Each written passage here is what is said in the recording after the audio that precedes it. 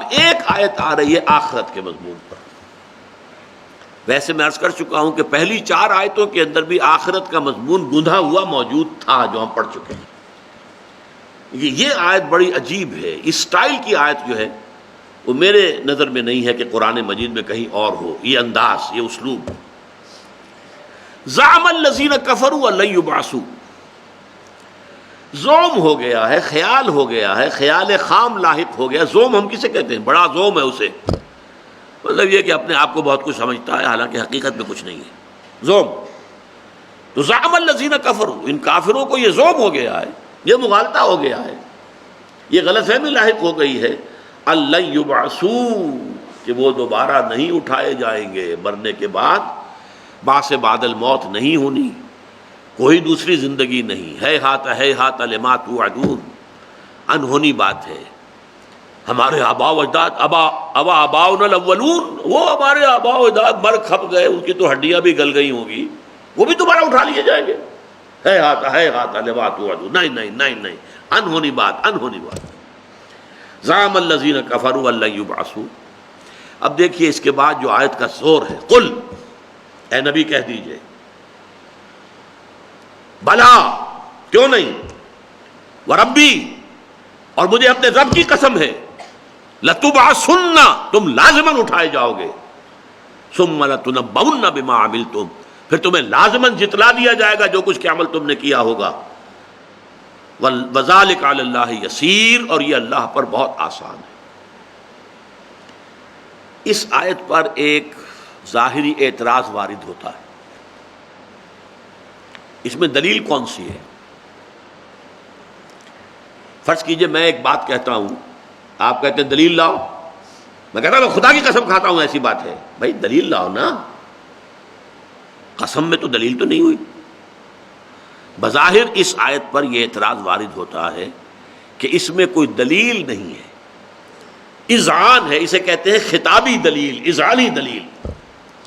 متکلم کا یقین جو ہے وہ خود ایک دلیل بن جاتا ہے، بشرطے کہ متکلم جو ہے اس کی اپنی شخصیت ہو، وجاہت ہو، اس کا اخلاقی مقام بلند ہو. اس لیے کہ اس صورت میں اس کی پوری شخصیت وزن لے کر آئی ہے اپنا. جہاں تک دلائل کا تعلق ہے وہ پہلی 4 آیتوں میں آ چکا. خلق السماوات والارض بالحق وصورکم فاحسن صورکم والیہ المصیر. آسمان اور زمین اس نے مقصد کے ساتھ پیدا کی ہے، پرپسفل کریشن ہے یہ. ربنا ما خلقت ھذا باطلا سبحانک فقنا عذاب النار، وہ دلیل تو آ گئی. لیکن یہاں جو ہے اذعانی دلیل، خطابی دلیل. اے نبی کہہ دیجئے قل بلا وربی لتبعثن، کیوں نہیں، میں اپنے رب کی قسم کھا کر کہتا ہوں کہ تمہیں لازماً اٹھایا جائے گا. یہاں جیسا کہ میں نے عرض کیا دلیل کیا ہے؟ متکلم کی شخصیت. کس سے کہا جا رہا ہے؟ محمد الرسول اللہ سے، جس کی صداقت پر ان کی پوری قوم گواہ تھی، جس نے کبھی جھوٹ نہیں بولا، جس کو اس کی قوم نے ہی چاہے مانا نہیں نبی یا رسول، الصادق اور الامین مانا ہے، سچے ہیں، امانت دار ہیں، یہ تو مانا ہے نا. اس حوالے سے جب وہ کہہ رہے ہیں کیوں نہیں، اور میں اپنے رب کی قسم کھا کر کہتا ہوں تم لازماً اٹھائے جاؤ، تو اس میں در حقیقت متکلم کی، حضور صلی اللہ علیہ وسلم کی پوری شخصیت کا وزن ہے جو یہاں بطور دلیل کے آ رہا ہے. یہ کون قسم کھا رہا ہے؟ محمد قسم کھا رہے ہیں صلی اللہ علیہ وسلم. یہ کوئی عام آدمی نہیں ہے. He is not a common man of the street. یہ محمد ہے، الصادق الامین. قل بلا وربی لتبعثن ثم لتنبؤن بما عملتم، تمہیں لازماً اٹھایا جائے گا. اور یہ نوٹ کر لیجئے، عربی زبان میں ایمفیسائز کرنے کے لیے، کسی چیز پر تاکید پیدا کرنے کے لیے، زور دینے کے لیے، اس سے آگے کوئی اسلوب نہیں ہے. فعل مضارع سے پہلے لام زبر کے ساتھ اور بعد میں نون تشدید والا، لَتُبْعَثُنَّ، تم لازماً اٹھائے جاؤ گے، ثُمَّ لَتُنَبَّؤُنَّ، اور پھر تمہیں لازماً جتلا دیا جائے گا بما عملتم، جو کچھ کہ تم نے کیا ہے. یہ تو ہم پڑھ رہے ہیں نا کہ سورہ تغابن ہے، اور یہ سورہ میں نے بتایا آپ کو شروع میں مدنی سورت ہے. لیکن حضور کا جو پہلا خطبہ جو آپ نے دیا بنو ہاشم کو، اس میں یہی رنگ موجود ہے۔ جب اللہ تعالیٰ نے حکم دیا انذر عشیرتک الاقربین، اے نبی اپنے قرابت داروں رشتہ داروں کو خبردار کیجیے، جگائیے انہیں، ہوش میں لائیے، سوئے ہوئے۔ حضرت علی کو حضور نے حکم دیا کہ ایک دعوت طعام کا بندوبست کرو اور تمام بنو ہاشم کو بلا لو۔ آپ کو معلوم ہے آغاز میں حضور کے پاس پیسے کی کمی نہیں تھی، دولت کی کمی نہیں تھی۔ حضرت صدیقہ انہوں نے آپ کی زوجہ محترمہ حضرت خدیجہ الکبریٰ رضی اللہ تعالی عنہ، انہوں نے اپنی ساری دولت حضور کے قدموں میں ڈال دی تھی، اور وہ عرب کی متمول ترین عورت تھی، سب سے زیادہ دولت مند۔ بڑے بڑے رؤسا جو ہیں، بڑے بڑے سردار ان سے نکاح کے خواہش مند تھے، لیکن ان کی اپنی نگاہ تھی جس نے کہ محمد رسول اللہ کو منتخب کیا۔ رشتے کی خواہش ان کی طرف سے آئی، حضور تو شاید سوچ بھی نہ سکتے۔ حضور تو حضرت خدیجہ کے امپلائی تھے، حضرت خدیجہ کی بہت بڑی تجارت تھی جس میں آپ کام کر رہے تھے، ان کے قافلے لے کر جاتے تھے شام کی طرف اور یمن کی طرف، تو ڈی فیکٹو پوزیشن تو یہ تھی۔ لیکن پھر حضور کو ساری دولت حضرت خدیجہ الکبریٰ رضی اللہ تعالی عنہ نے آپ کے قدموں میں ڈال دی، لہذا دولت کی کمی نہیں تھی۔ اس حوالے سے پورے بنو ہاشم کی دعوت کا اہتمام کیا، کھانا کھلا کر پھر اب آپ کھڑے ہوئے کچھ اپنی دعوت اور تبلیغ پیش کرنے کے لیے، تو لوگوں نے ہوٹنگ کی، شور مچایا اور چلے گئے، بات نہیں سنی آپ کی۔ جیسے ہوتا آج کل بھی ہوتا ہے، ہمارے یہاں ہوتا ہے، ہوٹنگ کرو، کیونکہ باہر ظاہر بات ہے بنو ہاشم میں ابو لہب بھی تو تھا نا، سگا چچا ہے لیکن بدترین دشمن ہے محمد رسول اللہ صلی اللہ علیہ وسلم کا، لہذا کسی نے نہیں سنا۔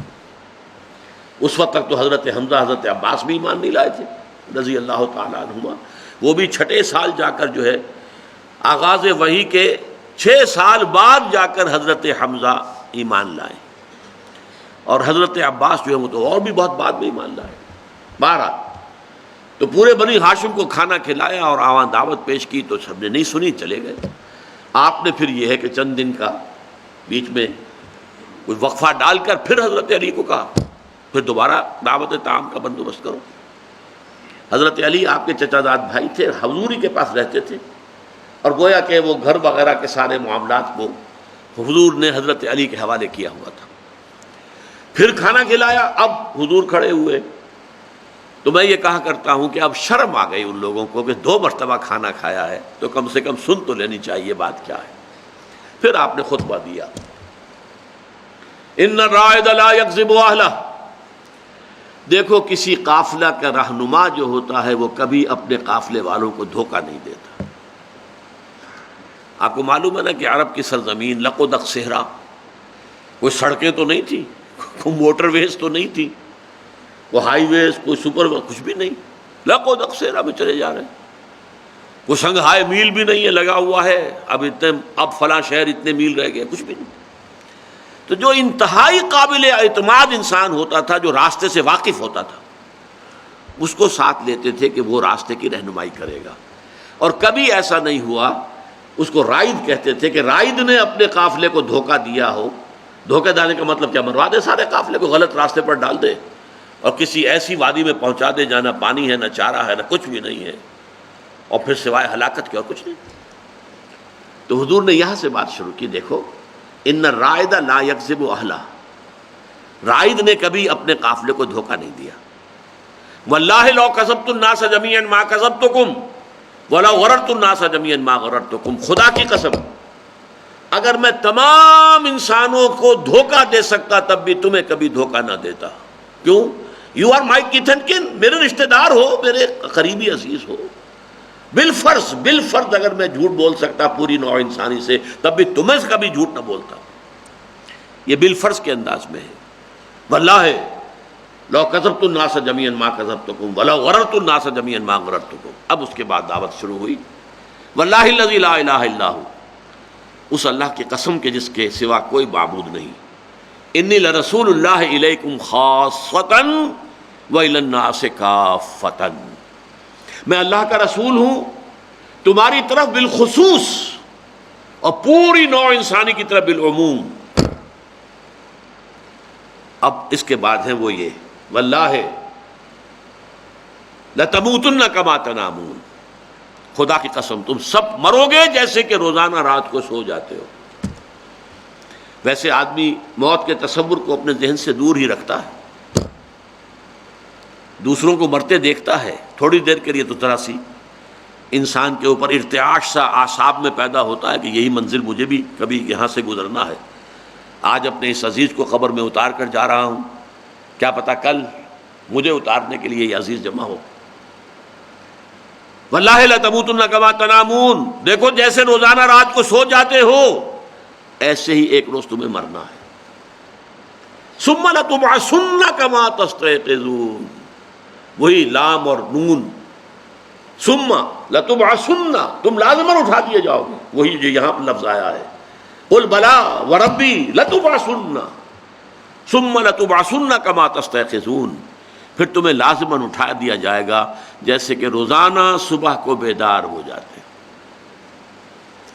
یہ نیند جو ہے یہ موت کی بہن ہے۔ نیند میں ہمارا شعور، ہمارا کانشسنس ہم سے سلب کر لیا جاتا ہے، اس سے اگلا قدم یہ کہ ہماری جان بھی سلب کر لی جائے۔ تو نیند جو ہے موت کی بہن ہے، حضور نے اسی کو تمثیل کے طور پر اختیار کیا۔ واللہ لتموتن کما تنامون ثم لتبعثن کما تستيقظون ثم لتحسبن بما تعملون۔ یہ جو نیند کو موت کی بہن قرار دیا میں نے، اس کی ایک جو اور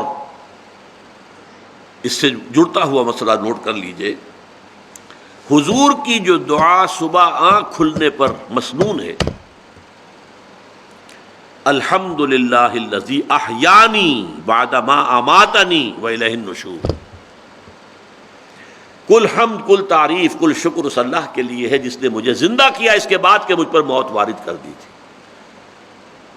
سلیپ از ہاف ڈیتھ، تو جیسے روزانہ رات کو ہم سوتے ہیں صبح اٹھ جاتے ہیں، ایسے ہی ایک ہماری زندگی کی شام آئے گی جس میں کہ ہم مر جائیں گے، اور پھر بعد سے بعد الموت کی صبح آئے گی جس میں کہ ہم اٹھا لیے جائیں گے۔ ثم لتحسبن بما تعملون، پھر تمہارا حساب لیا جائے گا جو کچھ کہ تم کر رہے ہو۔ ثم لتجزون، پھر تمہیں لازماً بدلہ ملے گا، جزا ملے گی۔ بالاحسان احسانا وبالسوء سوءا، بھلائی کا بھلا بدلہ ملے گا، نیکیوں کی نیک جزا ملے گی، اور بدیوں کا برا بدلہ ملے گا، سزا ملے گی۔ وَإِنَّهَا لَجَنَّةٌ أَبَدًا وَلَنَارٌ أَبَدًا، اور وہ کیا ہے جزا؟ یا جنت ہے ہمیشہ ہمیش کے لیے، فراح و ریحان و جنت نعیم، اور یا پھر آگ ہے ہمیشہ ہمیش کے لیے۔ یہ خطبہ، یہ انداز یہ ہے۔ زعم الذین کفروا ان لن یبعثوا قل بلا وربی لتبعثن ثم لتنبؤن بما عملتم، کہہ دیجئے اے نبی کیوں نہیں، مجھے میرے رب کی قسم ہے تم لازماً اٹھائے جاؤ گے اور پھر تمہیں جتلا دیا جائے گا جو کچھ کہ تم نے کیا ہوگا۔ وَذَلِكَ عَلَى اللَّهِ يَسِيرٌ، یہ اللہ پر بہت آسان ہے۔ کیوں؟ وَهُوَ عَلَى كُلِّ شَيْءٍ قَدِيرٌ، اگر تو تم نے اللہ کو مانا ہے تو وہ اللہ کون ہے؟ عاجز اللہ ہے، یا عَلَى كُلِّ شَيْءٍ قَدِيرٌ اللہ ہے، ہر شے پر قادر۔ اگر ہر شے پر قادر ہے تو پھر تمہیں یہ اعتراض کرنے کا حق ہی نہیں کہ کیسے ہو جائے گا۔ ہر شے میں تو یہ بات شامل ہے، بلکہ ہم اگلی سورہ جب پڑھیں گے، سورہ قیامہ آخری درس ہوگا ہمارے دوسرے حصے کا، تو اس میں تو اسی کو دلیل بنایا گیا۔ الیس ذالک بقادر علی ان یحیی الموتیٰ، ذرا اپنے وجود پر تصور کرو، ذرا سوچو اور کرو، کیا تم گندے پانی کی ایک بوند نہیں تھے جو ٹپکائی گئی تھی؟ اسی سے اللہ نے بنایا تمہیں، تمہارا پورا وجود، ماں کے رحم میں تم نے پرورش پائی، پھر تمہاری ولادت ہوئی، پھر تم بڑھے، اسی میں سے، اسی گندے پانی کی بوند سے سقراط بھی اور افلاطون بھی اور ارسطو بھی اور انبیاء بھی اور اولیاء اللہ بھی، سب کے سب الیس ذالک بقادر علی ان یحیی الموتى، وہ ہستی جس کی قدرت کا یہ عالم ہے، جس کی خلاقی کا یہ عالم ہے، جس کی تخلیقی قوت جو ہے وہ اس درجے کی ہے، کیا وہ اس سے عاجز رہے گا کہ وہ تم مردہ کو زندہ نہیں کر سکے گا؟ ذرا سوچو تو صحیح. اگر تمہیں استبعاد ہو رہا ہے تو یہ تمہارے ذہن کی تنگی ہے. بہرحال یہ آج 7 آیتیں مکمل ہوئی ہیں جن میں ایمانیات ثلاثہ کا نیریٹو افرمیٹو انداز کے اندر ذکر ہے.